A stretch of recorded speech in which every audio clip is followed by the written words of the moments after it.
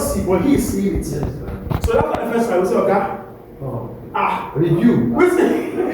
Review. Like, what is wrong with you?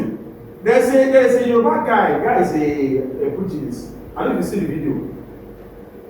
It's an Olympic. So the guy, the coach is actually Yoruba man. He had to speak Yoruba language.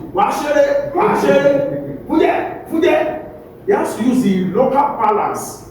The way that when Yoruba speak, their head will swear.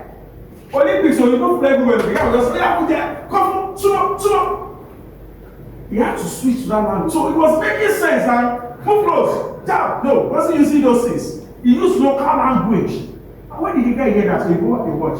When he comes to tell and Yoruba, the energy.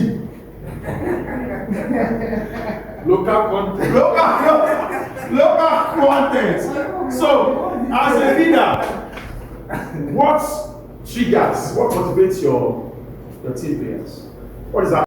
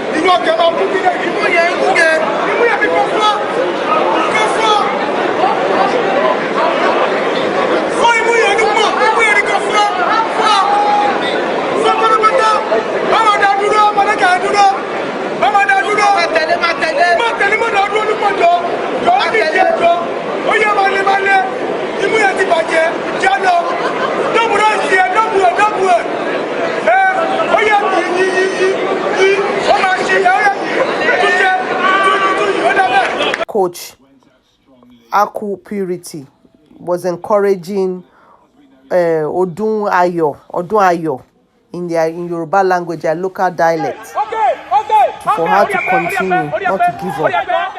You can just let you listen.